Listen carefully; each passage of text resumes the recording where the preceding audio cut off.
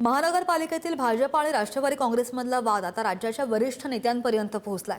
राष्ट्रवादीचे नगरसेवक अमोल बालवडकर यांचा निधी शून्य केला आणि त्यामुळे दोन्ही पक्षांमध्ये खडाजंगी पाहायला मिळालेली होती। याच अनुषंगाने बालवडकर यांच्या वर्तनासंदर्भात सभागृह नेते गणेश बिडकरांनी उपमुख्यमंत्री सुनेत्रा पवार यांना पत्र लिहिलंय। त्यामुळे स्थानिक महापालिकेतील वाद आता थेट राज्य पातळीवर पोहोचलेला असून सुनेत्रा पवार आणि भाजपचे वरिष्ठ नेते यावर काय निर्णय घेतात याकडे लक्ष असेल। मला तर ऍक्च्युअली तुमच्या माध्यमांकडूनच आता कळते। नक्कीच मला उद्या बहुतेक करून सुनेत्रकांची आमची भेट होऊ शकते। त्यावेळेस विचारलं त्यांना याच्याबद्दल की नक्की माझी काय चूक आहे, माझी काय तक्रार केली, मला त्यामधनं खुलासा विचारला।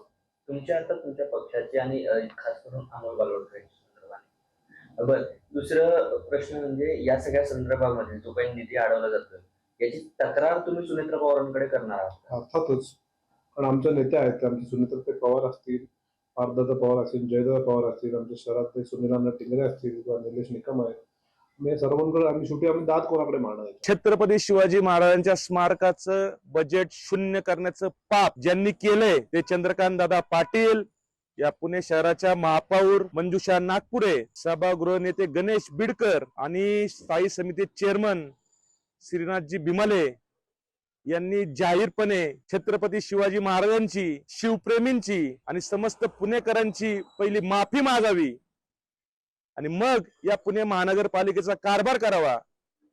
आणि जर यांनी माफी मागितली नाही तर निश्चितपणे आक्रमकपणे सर्व शिवप्रेमी, सर्व पुणेकर आम्ही यांचा जाहीर निषेध करू।